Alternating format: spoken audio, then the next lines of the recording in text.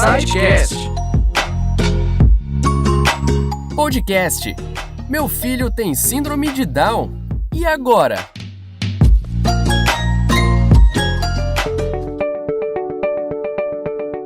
Começa agora o SciCast. Neste podcast, vamos conversar sobre um assunto muito importante e delicado: como dar a notícia da suspeita ou do diagnóstico de síndrome de Down para uma família. Como você, profissional da saúde, comunicaria esta notícia? Eu sou Ana Paula Souza e hoje nós vamos juntos compreender quais as orientações à família neste momento. Vamos lá? Para acompanhar a gente, convidamos duas especialistas da área: a terapeuta ocupacional Janaína Póvoas e a professora Tereza Abdala. Janaína Póvoas é terapeuta ocupacional com especialização em saúde mental e certificação em integração sensorial. Olá, Janaína, seja muito bem-vinda. Quando nós falamos sobre síndrome de Down nos cursos da área da saúde, sempre conversamos sobre os aspectos práticos e clínicos do diagnóstico e acabamos esquecendo de conversar e orientar sobre os aspectos emocionais e que envolvem a família. Então, para a gente começar, por que é tão difícil comunicar esta notícia à família? Então, Ana Paula, nenhum diagnóstico é tão fácil para que nós, profissionais da área da saúde, venhamos a nos acostumar a dar. Infelizmente, o diagnóstico de síndrome de Down e qualquer outro diagnóstico para uma família altera muito a rotina, os planos e a história da família. É um momento que exige muita cautela dos profissionais em relação ao que a família pode esperar e como ela vai reagir. Por isso, antes de dar a notícia aos familiares e ao perceber alguns sinais da síndrome ou qualquer outra característica, alguma outra característica que se assemelhe ou tenha um prognóstico, de atraso, enfim, a gente costuma discutir isso em equipe, Então, se discute com o médico, com outros profissionais que acompanham a criança e depois a gente leva as suspeitas aí para os cuidadores e familiares. Qual é o melhor momento para comunicar à família? Antes ou depois do nascimento? Então, Ana Paula, a família ela deve ser comunicada assim que houver a suspeita. A trissomia do 21, a síndrome de Down, ela é perceptível, as características dessa criança, ela já é perceptível através da ultrassom de translucência nucal, realizada por volta da 12ª semana de gestação. Então, já nesse período, é importante que os médicos já conversem com seus familiares, já conversem com a mãe, com o pai, até porque é um momento de muita insegurança, muitas alegrias, muitas emoções para os pais, Você descobrir que estão esperando uma criança tão desejada para o contexto familiar, enfim. Então, a gente precisa, desde esse momento, já sinalizar a suspeita e também já conversar com essa família, até porque é um momento muito importante. E como irá se proceder, como a equipe irá se proceder desse momento em diante é o que vai fazer toda a diferença, não só para a família, mas para a vida da criança, porque após a criança nascer também ela vai precisar de cuidados especiais. Infelizmente, muitos pais não sabem disso. E aí a criança nasce e você acha que vai mudar ou que ela vai conseguir maturar os seus sistemas ou ela vai conseguir evoluir. A criança com síndrome de Down, ela evolui e evolui muito, mas quando a gente tem uma equipe muito preparada por trás e uma equipe muito atenta, a fazer a diferença, não só para essa família, mas para a criança também. E lembrar que os vínculos, no nascimento, eles são muito importantes. E é ali que é construído.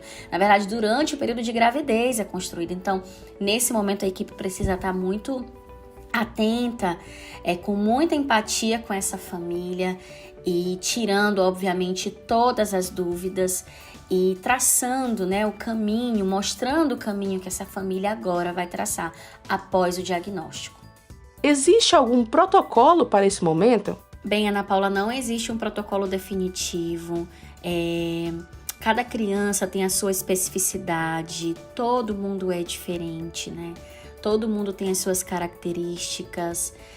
seus pontos fortes. E eu não falo só da criança, mas eu falo da família. Cada família é uma família, cada família exibe para nós algo diferente, seus medos, suas alegrias, suas convicções, seus pensamentos. Então eu acho que nesse momento, no primeiro momento, os profissionais precisam ser respeitosos, educados, pacientes, empáticos, mais uma vez. Então a gente precisa mostrar solidariedade, precisa, além de mostrar isso tudo, mostrar conhecimento. Como eu falei anteriormente, nós precisamos traçar o melhor caminho para essa família, levando em consideração, obviamente,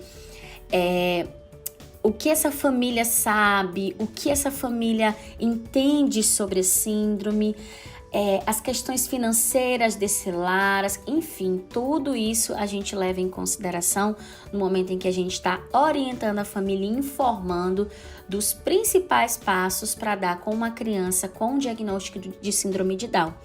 Por experiência própria, eu sou terapeuta ocupacional e muitos pais, chegam no consultório não entendendo o que fazer. Eles querem muito ajudar, mas não sabem por onde começar.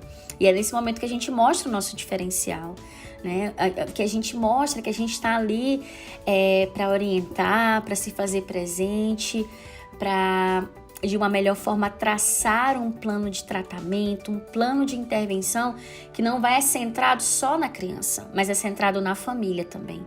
Que a gente sabe que quando a família se envolve no tratamento dessa criança, tudo fica melhor, A gente tem o melhor prognóstico.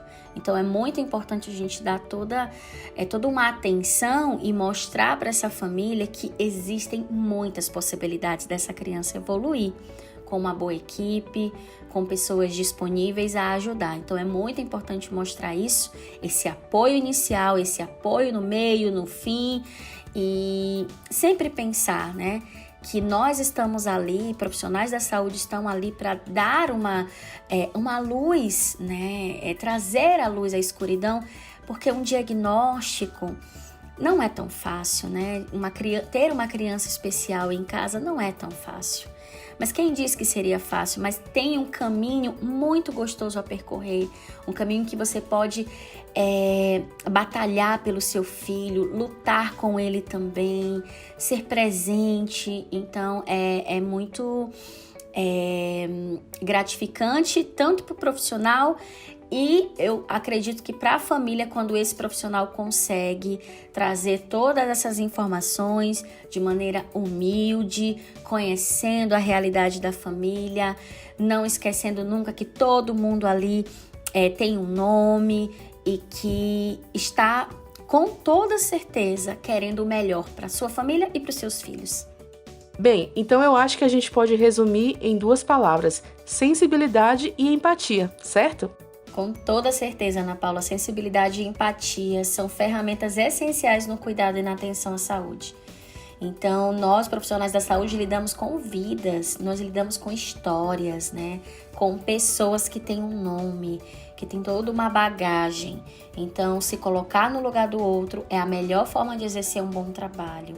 E você está disponível a estudar sobre essa criança, a aprender para ajudar nesse cotidiano, nessa casa, enfim. Isso faz toda a diferença e o nosso trabalho, sim, precisa ter sensibilidade, não pode morrer e muito se colocar no lugar do outro. A senhora tem alguma sugestão de leitura, filme que possa ajudar os profissionais? Bom, Ana Paula, eu que agradeço a oportunidade de falar um pouquinho.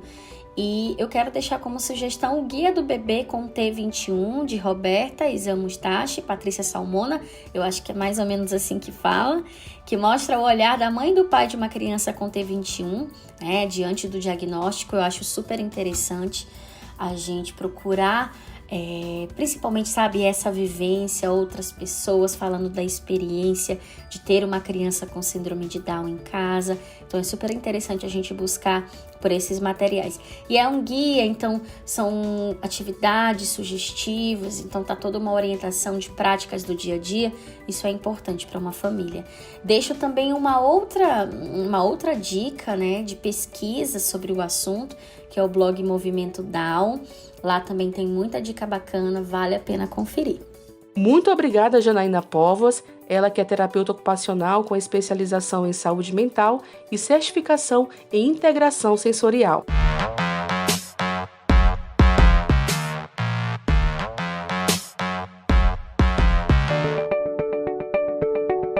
Agora, vamos conversar com a nossa segunda entrevistada, a professora Tereza Abdala, fisioterapeuta, especialista em fisioterapia neurológica e mestre em atenção à saúde. Olá, professora, seja muito bem-vinda.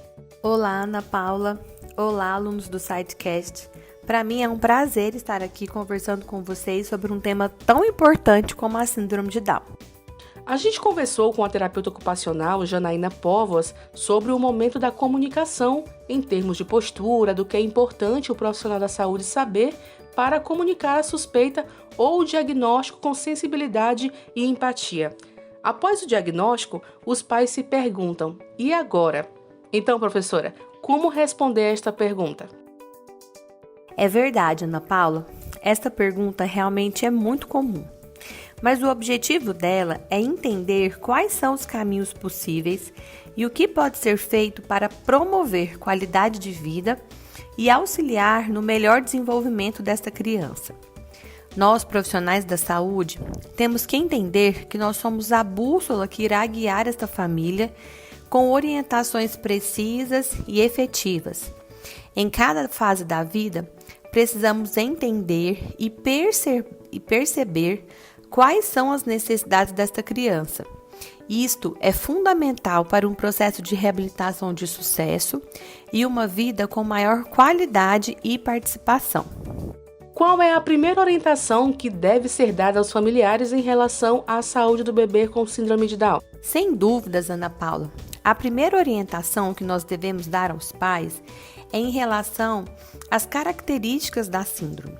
É preciso reforçar que é uma condição crônica, onde não há cura. A família deve então entender que em cada fase da vida, este paciente necessitará de um cuidado individualizado e de uma atenção especial dos serviços de saúde. De forma multiprofissional e sempre respeitando as necessidades únicas de cada um, o processo de reabilitação e acompanhamento é fundamental para o bem-estar, a qualidade de vida e a participação destes pacientes na sociedade. Em relação ao processo de reabilitação, qual é o momento indicado para iniciar a reabilitação do bebê com síndrome de Down? Esta é uma dúvida muito comum dos pais, Ana Paula, e é importante entender que cada criança tem o seu tempo. O processo de reabilitação, ele deve se iniciar da forma mais precoce possível. Afinal, os estudos mostram que quanto mais cedo a criança inicia o processo de reabilitação, melhores são os resultados. Por isso, deve-se avaliar o quadro de cada criança, diagnosticar as possibilidades e potencialidades da mesma e excluir qualquer alteração que impeça a participação no processo de reabilitação. Desta forma, a equipe médica e a equipe de reabilitação juntos decidem qual é o melhor momento para que essa criança inicie suas terapias. Professora, como os profissionais da saúde podem fortalecer a relação com a família para garantir que o cuidado à saúde dessa criança seja efetivo? A relação entre a família e os terapeutas é de extrema importância para o sucesso do processo de reabilitação. Por isso, nós profissionais da saúde devemos nos desligar deste modelo saúde-doença, onde nós somos vistos como detentores do saber e nossos desejos e vontades estão acima dos pacientes. É importante entender que a família é o núcleo mais próximo e forte dessa criança. Ninguém conhece melhor suas necessidades e possibilidades. Então, a família deve ser sempre vista como parceira no processo de reabilitação. É preciso trabalhar essa união entre a família e terapeuta e entender que o nosso papel vai além de tratar. É preciso orientar, acompanhar e ensinar essas famílias, caminhar junto, de forma conjunta, definir metas, planos terapêuticos reais e sempre pensar de forma conjunta sobre quais são as melhores formas de alcance daqueles objetivos. Essa parceria, sem dúvidas, pode ser o diferencial para um processo de reabilitação efetivo e humanizado. Muito obrigada, professora. Suas orientações foram excelentes.